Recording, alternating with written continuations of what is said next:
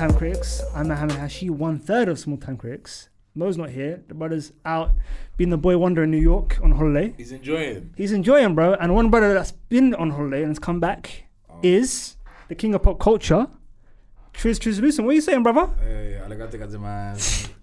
As you can already tell, my guy's been Japan. You know what I'm saying? Yeah. This guy, when he saw me this morning, like, bro, this guy's bowing and stuff like that, bro. Goodness. You embrace the culture. How was it, bro? How was Japan? Japan was incredible. You know what I mean? I've already got tears in my eyes. I want to go back. Like, you know what I mean? Already. I didn't even scratch the surface with the country either. So it's like there's so much more stuff to do. Just everything, bro. Even if you just love like anime, gaming, even if you just love nature, things like that. Like, bro, there's so much to do, so much history in the country. So, yeah, I'm trying to get back there as soon as possible. Sick, and inshallah, bro. You come with me. Inshallah, bro. You sold it to me, bro. I'm coming, bro. I'm coming with you, bro. You know what I mean? We're gonna be. Hopefully, make that happen. Definitely, bro. All right. As you can tell from the thumbnail, we are gonna be reviewing piece by piece an outstanding film that me and Triz saw at the London Film Festival this year. But before we get into that, please like, comment, subscribe, do all that good stuff. You know what I'm saying? On the road to 1,000 on YouTube. You know what I mean? So, guys, make sure you subscribe. Make sure you throw some comments in about this wonderful film and anything that we say. But let's get into it. Triz, Piece by Piece, directed by Morgan Neville, and obviously with Pharrell. And this film was one that I was highly anticipating out of the film festival, London Film Festival, and I was like, yeah, because it was the last film of the festival. Yes. As well. So normally an opening night film and a closing night film are probably two very strong films in a festival. Last year actually it wasn't the case because the opening night film was Saltburn, and Saltburn was absolute doo-doo bar. You know what I mean? Worst film. But this year was Blitz, was the opening night film, an outstanding film. Oh, please check out my interview with the star of the film, Elliot Heffernan. Oh yeah, and Steve McQueen. And Steve McQueen as well, director as well. You know what I mean? You forgot about Steve. You know? Did you interview who else did you interview from? Oh, Tim Bevan. Yeah. Literally the CEO of Working Title. There you go. Production company. I've done it all. I've done it all, you know what I mean? So yeah, please check those out on my TikTok and also my Instagram, Real Mohammed Hashi. So yeah, thanks for the shout out, bro. Appreciate it. This was a great film, and I'm gonna let you do your spoiler-free quick little summary of the film. Okay. To summarize it, I was a bit more apprehensive than excited because I was a bit. Obviously, this is my first ever film festival, so I was just a bit worried. Why is there only one showing or two showings? Because it was both 8:05 and then 8:10 or something like that on the Sunday morning. Yeah. Things like that. So I was like, is the film not good? I don't really understand how the concept of the festival works and the program. So I was just a bit like, I feel like they should show it at least another time so someone can get a bit more idea of the movie. But, you know what I mean, going into it, I was actually very, very surprised. I was very surprised at the fact that it was made in Lego. And after just sitting in there, you realize that a film like this could only be done in Lego from Pharrell's perspective. Do you know what I'm saying? Because how just creative he is, how his mind works, and even some of the things that he was saying in the film, the way that it gets described looks amazing when it's done in Lego. And it feels like if it was to be done in live action, you wouldn't be able to get the point across, because he talks about his connection with water a lot, and Poseidon and all these types of these mythological type of things.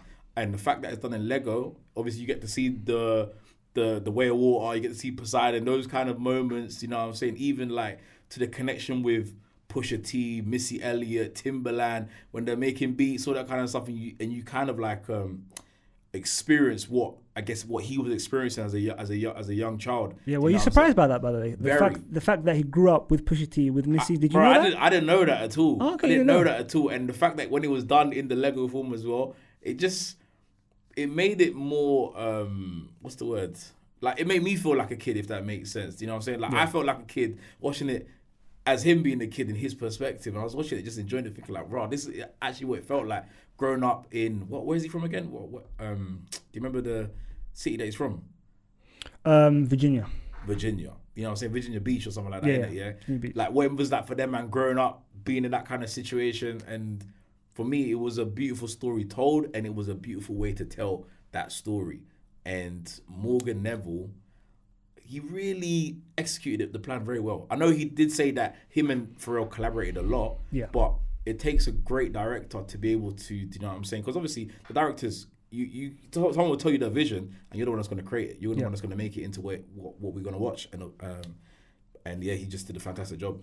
So, as we were saying, now we've got the wonderful Gaz out here, you know what I mean? What's going on, man? From Post Credit Scene Podcast, you know what I mean? Bro. Give us some of your taglines. What's that? Black chocolate. Oh, you're dumb. midnight Gaz. Yes, fair. The Midnight Man. Listen, I'm really... The male model. I'm actually just glad to be back in the studio with you boys. I appreciate and I ain't seen Piece by Piece, so I'm actually here as like... Even though you're on the carpet, consummate professional, did his research. Yeah, had to do some research. Asked incredible questions. So yeah, I'm intrigued to know about the film from your perspective. What have you guys spoken about so far?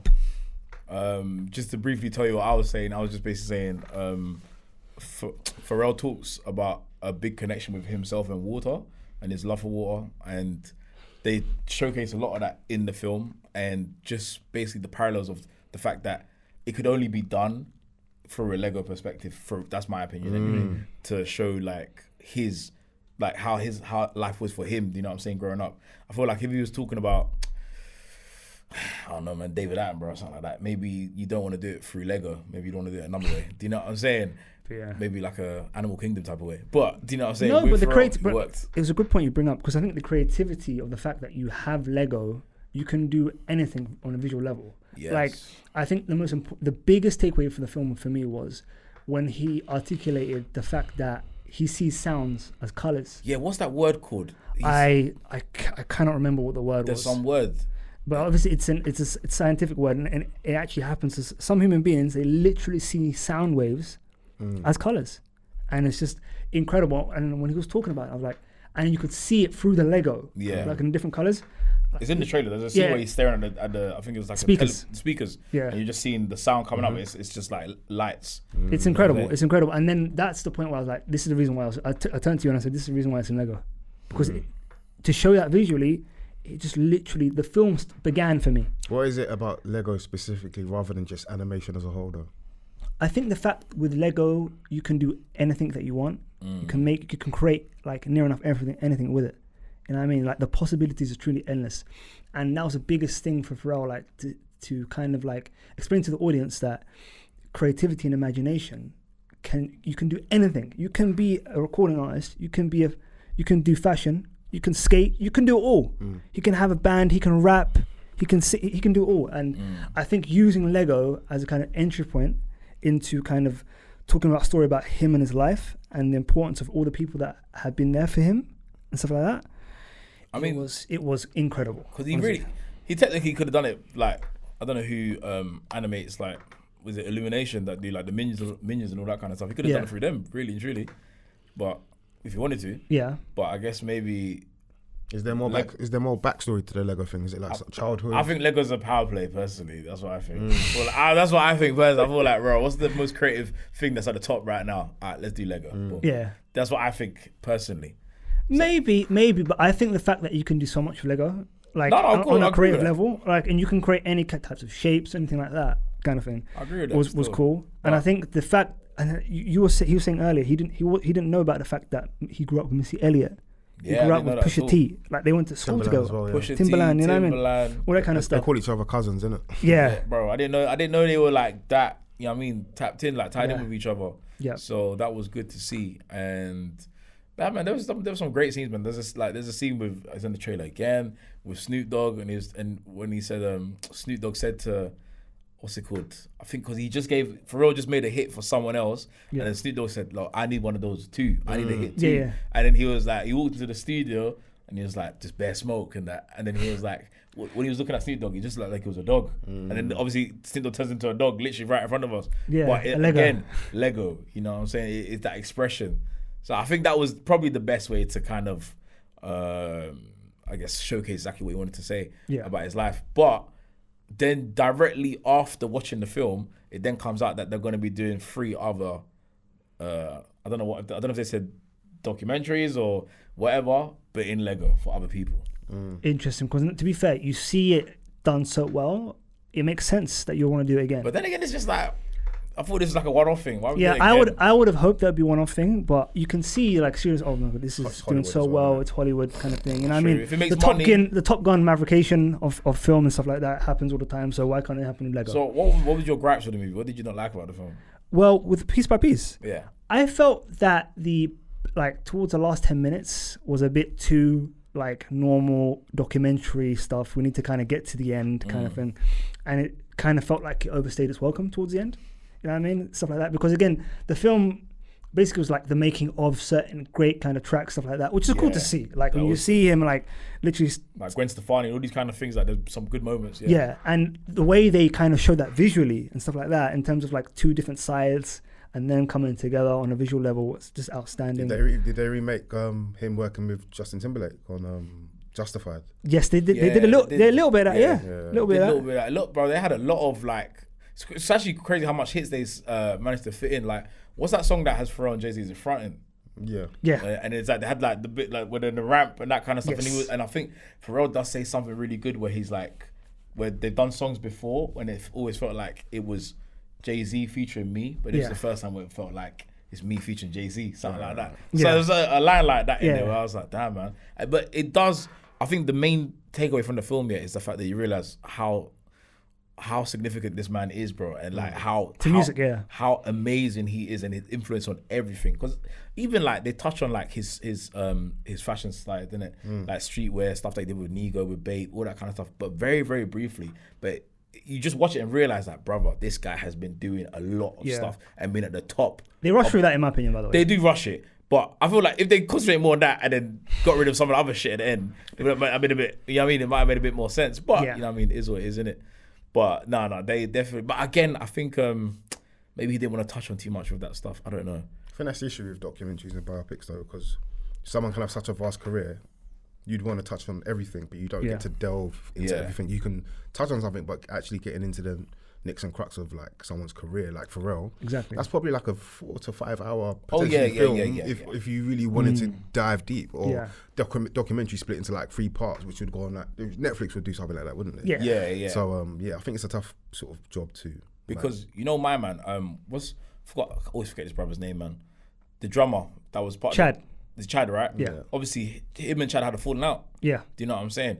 But they didn't go into that too tough. They don't go into it a lot. Do you know what I'm saying? Yeah. They just kind of say that, they were kind of like doing double stuff. He was doing this, I was over here, that kind of shit. And then they came together. Do you know what I'm saying? But they had a big falling out. So it's like they didn't touch on that. Well documented falling out, by the way, and they barely touched upon it in the film. So it's just there's a lot more to Pharrell's life that we didn't get to see. But and I guess again, and this is my other thing with that's being made in Lego.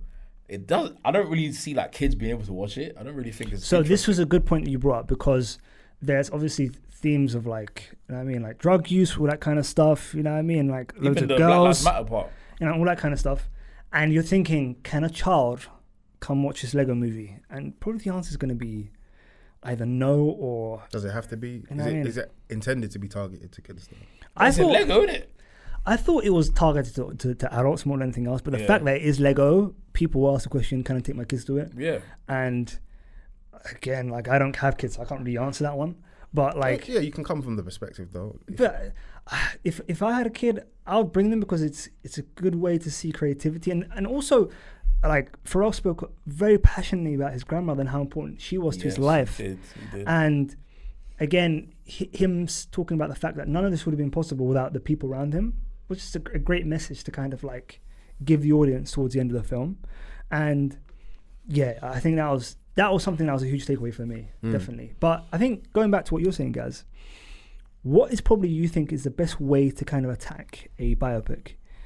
Would it be a cradle to grave kind of biopic, or trying to pick one kind of like moment or certain kind of snapshot moments? Focus on something, man. Be very like specific if you're going to do it. Yeah. Or do it in parts. I think depends on the person. Obviously, with someone like Pharrell, he's got so many pivotal moments in his career. You could actually hone in on one and just dive into that and really make it very interesting, whether it's like his the start of his career, or whether it's the sort of 2000s when he like was really probably at his most prominent, like globally anyway. Yeah. Yeah, give it like a specific focus, because then you have the opportunity to like really hone in on something rather than briefly here, briefly there, and it's like, well, we know this guy's got such an interesting career, but we know there's more than we don't know. Yeah. So yeah, I'd say be a bit more sort of specific, but hey, I haven't seen Piece by Piece, so I can't give it like that judgment, but just based on what you guys have said, I think splitting it up would make sense. Netflix tend to do that quite a lot with sort of documentaries and stuff. We've seen them do that before, and I think it works quite well. But obviously, he wouldn't want this to just be thrown onto streaming, and it's I think it would have worked way better as a like a 4-part documentary. So yeah, look at, for example, The Last Dance with Michael Jordan. Yeah, that wouldn't have worked perfect as a 2-hour movie. No. Yeah. Oh, yeah, no yeah, way. I know what you're saying. You're right. What a documentary that was, by the way. One of the best, I think. Incredible, bro. That got me through lockdown in the initial stages, man. That was amazing. Yeah. No, you're right. And it builds anticipation because they released it weekly, right? So like, yes, each week people were like, "Where's the app? I need the app. I need the app." Yeah. So but then again, I don't know. Piece of Piece was that interesting to be done in 4 parts. You think so? Yeah, like as in it would. I think it would have been better, but they would like see how it is as it is right now. They would have to tell so much more like story. Then, because obviously there's something to do with like a talent show, like when Pharrell went for the talent show with like earlier with the Neptunes and was it Riley? What's him again? What the guy's name? The producer. Sugar? No. For the producer, no, not the guy that owned the record label. Oh, I forgot. For his name, whatever his name is. Yeah, that guy. You know what I'm saying? Like there was such a sick segment, where they was like, because he was like talking about the music that they made in it as a band, and it was just like rock, rap, but like a whole. Like Such a different sound. Accumulation of so many different sounds that it was like, you know what I'm saying? It resonated with so much. People are like, what sound is this? That kind of thing. Yeah. And then there was so much story where he talks about like, he always wanted to try and get into the studio, even though he had a deal, but he wanted to be in the studio. He wanted to write more, all this kind of stuff. And there's so much more that was untapped. You know what I'm saying? Yeah. So much more that was left from that conversation that I would have loved to see explored a lot more. Yeah. But that's why I feel like if it was going to be done in 4 parts, they would have to talk about way more for sure. in-depth stuff. I hear it. Yeah. But besides that, I think I gave it like a 7 out of 10. That's good. It's good rating. Yeah. If I was to do it out of 5, Do you think that's the general consensus? Like with what people that have seen it would be like a 7? Yeah, I would say so, because again, towards the back end of the film, like they go heavily into kind of like the Black Lives Matter movement, and Kendrick, his work with Kendrick, and then obviously him trying to find his second win in his career with Happy and stuff like that. And I guess like once you kind of get to that part of the film, I was like, okay, like we've seen a lot of this stuff, because again, it's a lot of like making of stuff. Like, all right, making the tune with Snoop, him literally like doing the sound effects. You know what I mean? Like, and then him, Gwen Stefani, the Justin Timberlake, you know what I mean? All that kind of stuff. And all like, there's one obviously segment with Jay-Z. Jay-Z talking about like the first time he met him, all that kind of stuff, thinking he was crazy, all this kind, you know what I mean? That was great. But then as the film gets into kind of like way into its third act, okay, it's kind of, you felt like the film was like dragging on a bit. And that was kind of the issue with it. And even the way it ended, it kind of went back to the grandma, which is great, you know what I mean? But I would have wanted that to come in like when he was talking about, for example, Happy, and like what it meant when he had his kid and stuff like that. But then there was a whole kind of extended period and stuff like that. But again, many people are like, the whole kind of aspect with Bad Boys, very important kind of thing. So with Black Lives Matter, it's very important, which I understand. But to have this like depicted in Lego, and then kind of going back to what you're saying about like who is this intended for kind of thing, is it for kids, is it for adults? And that's kind of why I then kind of lean towards kind of adults, is the fact that they have BLM and they're talking about those kind of very, very complex kind of social issues kind of thing. So yeah, for me, I definitely enjoyed the film. I'll always recommend it. I think it's a real film that will be very, very inspiring. Like I came out of it inspired, and I was like, yo, that was a really, really great film and a good way to end the London Film Festival. Okay. You know what I mean? What about you, Triz? Yeah, I mean, because obviously I asked on the carpet, I mean, my good friend Christy Matheson, you know what I'm saying? Festival director. I'm joking, but yeah, no, I asked, I was like, why, what made you not pick like Piece by Piece, or what made you think that Piece by Piece was the right film to end the festival? And she goes on to say something about like, just about how creative the film is and what it kind of like, how it embodies like, I mean, every element of like, when you think about directors and actors and everything, what everyone does to create let's say a film, and just that main thing of being a creative and being able to inspire people, being able to, you know what I'm saying, make something out of nothing, what it speaks and how it speaks to people, that kind of thing. That's what it, for them, it just made them feel like this is the film that, you know what I mean, on so many levels speaks to everyone and says more than just like, oh yeah, I made the movie. It's like, this is what you can create in regards to everything in life. You know what I mean, you can make something of yourself out of nothing, that kind of thing. And I think for me, it definitely was, when you think about being a director or an actor or a producer or a scriptwriter or whatever you want to be, it's a great movie that does definitely inspire. So I think they definitely made the right choice, because they could have ended it with The Apprentice if they really wanted to inspire people, you know. this guy with you know The Apprentice. But this was the right type of inspiration that people need to watch. Yes. You know what I'm saying? Done in the right way. You know what I mean? Otherwise you become evil. Exactly. Like the way that The Apprentice ended. You know what exactly. I'm saying? So yeah, like I said again, I think it's a very, very, that's why I did ask about the children aspect. Like, could you bring your kids? No, but I think it's for people that have, I think it's for like young adults and adults, you know what I'm saying, to watch and just enjoy it. Yeah. And again, feel young again, feel like a kid again. You know what I mean? Yeah. It really does give you that feeling.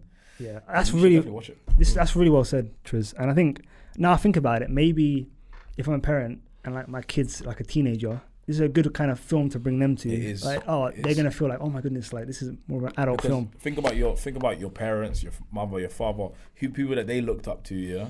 Let's say like if you're, like for example, my mum loves Michael Jackson. She loves Michael Jackson. I think all of our parents. You know what I'm saying? She loves Michael Jackson. So I've grown up just consuming everything Michael Jackson. You know what I'm saying? From the tours, like all the cassettes we've had, like VHS tapes, everything, all the cassettes. So there's a visual catalog of that I can go back to and just watch this.